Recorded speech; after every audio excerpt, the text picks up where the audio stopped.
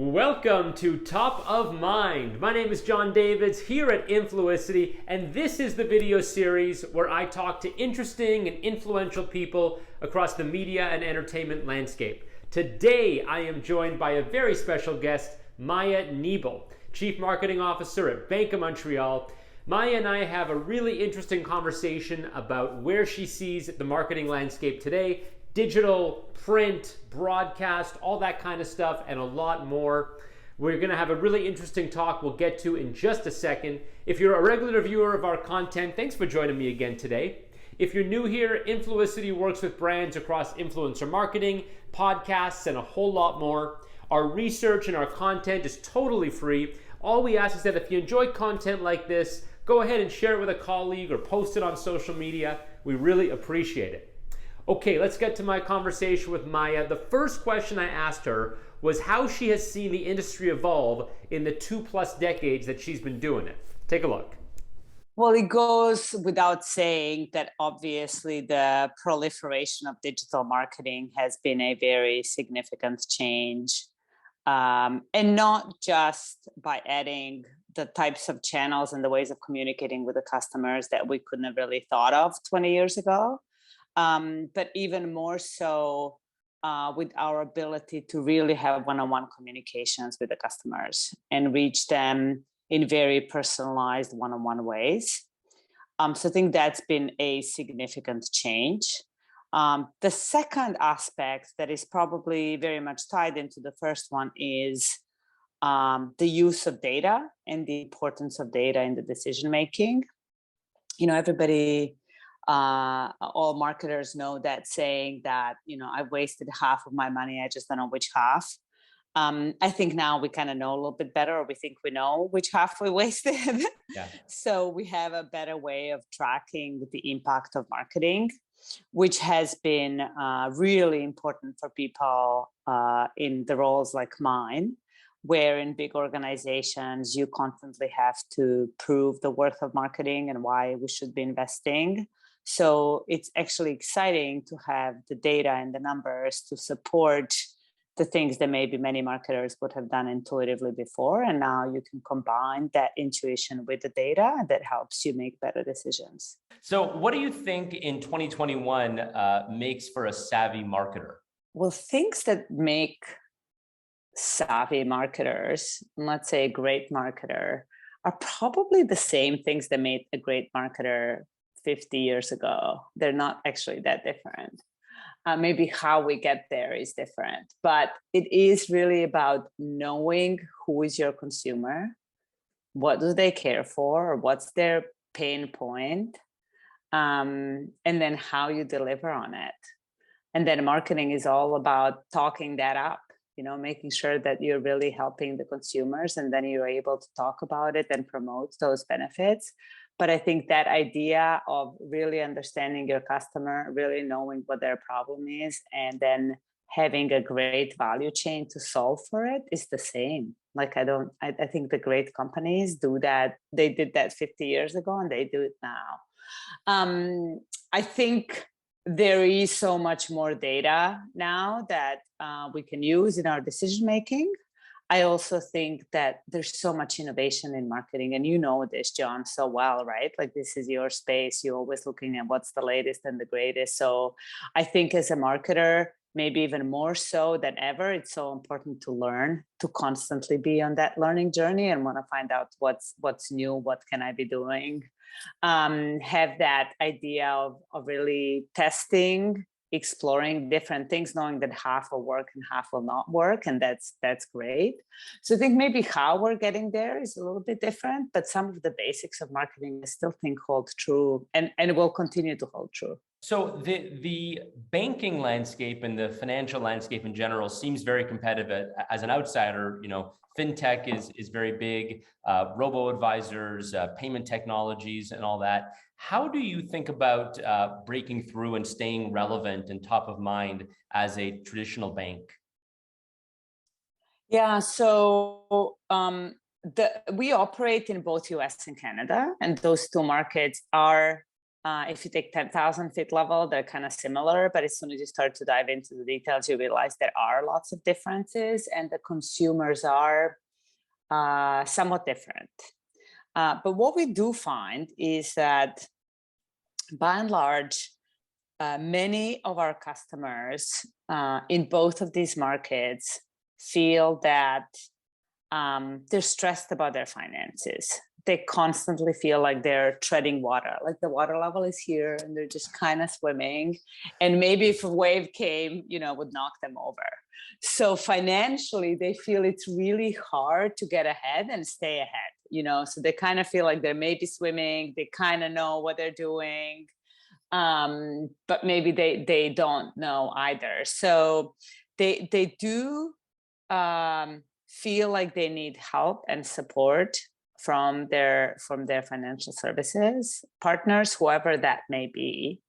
And what I think we find is that while there's lots of separation in the marketplace, like lots of different players meeting different needs of the consumers, most of these needs kind of fall into two categories.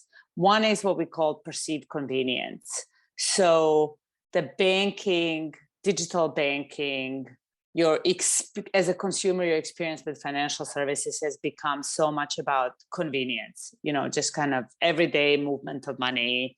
And there's been more and more tools and the customer experience is built by both the big banks and the smaller fintech players that solve for many of these needs. And so that idea of perceived convenience is still and continues to be even more important. It's just, it has evolved, right? Like the perceived convenience was there's a branch right next, down the street, to now I can do most of the stuff from my phone. But it is because it's convenient and it's easy and it's just very functionally easy to do, and it's pretty important. The second thing that's where I think we make a much bigger difference and really lean in with our customers is that human aspect of the advice, that real help of the customers to make the next step, to really feel like they're making real financial progress. They're not living paycheck to paycheck, really understanding them and knowing from the human level that the progress is different for everybody. When we talk to our consumers, we're like, oh yeah, that's a progress. I can see how that's progress for this person. And I didn't even think of it as a marketer. So it's so personal. And then how do we help consumers through? We find that when people really choose us, why we make a difference, it's because we really help them in a human way. And that doesn't even mean always that they talk to a human. Now they may have had experienced the great advice, through BMO Insights. Maybe BMO Insights alerted them that they're going to be, out of cash. And that was very helpful to them. So they felt like that really helped them out. So it doesn't necessarily have to be like you and I are chatting now, but that I think human aspect of advice when it comes to what to do with my money continues to be important. And many people still want to get that help regardless of their age. So what do you think, going back to the obviously, the industry has changed so much over the last few decades, and now most of our time online, at least, is spent on a Facebook property or a Google property. A lot of time is spent here. Well, I guess two questions. How important are the Facebook and Google duopoly to Google today, to BMO today? And do you think that there's a problem in the market with so few players controlling so many eyeballs? That is an interesting question. I mean, they are really important to us. They're big and important partners. So they're not just kind of an advertising channel with us. We work closely together to make sure that we provide great customer journeys. We don't work with them just on advertising. We work with them to really understand the consumers and provide them as most relevant information as we can. I do think there is a challenge in the marketplace with the big players and having it be hard for the smaller players to come through. I think that's true with any industry. The other bigger challenge, obviously, is the things that we've been seeing in media with how impactful and powerful some of the new digital companies are. They're fairly new, you know. BMO is over 200 years, and these other companies are 20 years old or max 20 plus.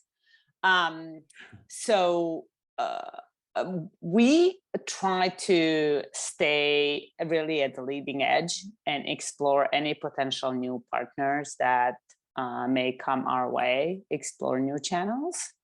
But I think like any industry, when you just have a few big players, it starts to be tricky. Yeah.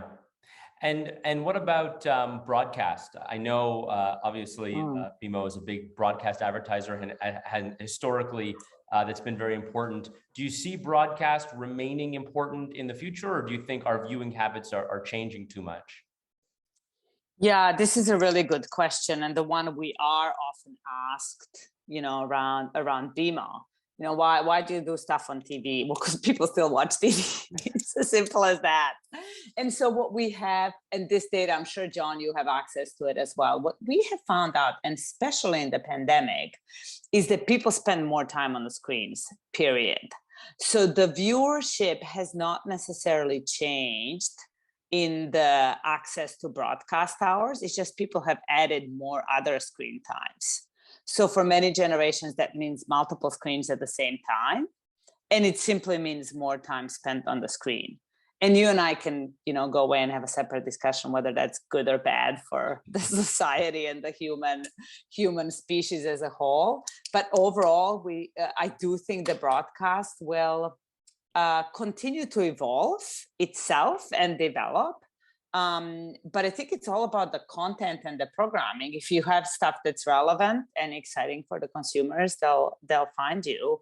And really now it's just about adding more, right? It's adding more and more different types of content and different screens. But yeah, we continue to advertise and broadcast television simply because lots of people still watch it.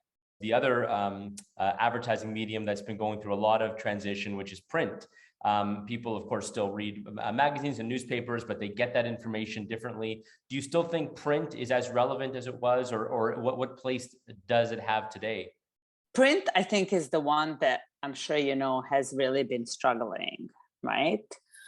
With how to evolve and how to stay relevant and current for the consumers. I think for younger generations, print may never become relevant, you know, because they just have not had the exposure and they're not going to do it. And so I think the whole industry continues to evolve and find their own recipe. There's certain target segments, obviously, you may want to hit with a specific print message, but less and less so. I personally love to read paper. I love the printed version. And I have seen many, both newspapers and magazines evolve quite a bit with how they look and what the customer experience is and how pleasant it is to kind of have that experience. But I think maybe a little bit too little too late to kind of continue to stay relevant. So I think everything will move much more to various digital forms, bite size, etc. I'm curious to get your take as a traditional advertiser, a big bank. What do you think about platforms, the very new ones like TikTok and Snapchat, clearly capturing a lot of user attention? But I wonder, do you think you need to be in all those places, or is that more of a wait and see? We have tested just about everything. Everything that shows up, we test it out. We do have to be, and I think all marketers have to be very careful with where they put their brands and who they associate themselves with. So I think that's something that we are quite conscious of and being very thoughtful about. If you think about it, as a big bank, the bank that's been around for 200 years, the trust of our customers is what we have. Like that's the thing we have, because people do trust us, right? They trust us with their money. They trust us with their secrets. They're not going to discuss with, you know, their friends or family, right? Like money is not just personal, it's very private, right? Like there's it's two different words that mean similar things, but it's very private. So the consumers really trust the banker to help them to, kind of have that conversation with them and be there when they need it. So that's great, and something that we take really as an ultimate responsibility is to protect that trust of our customers.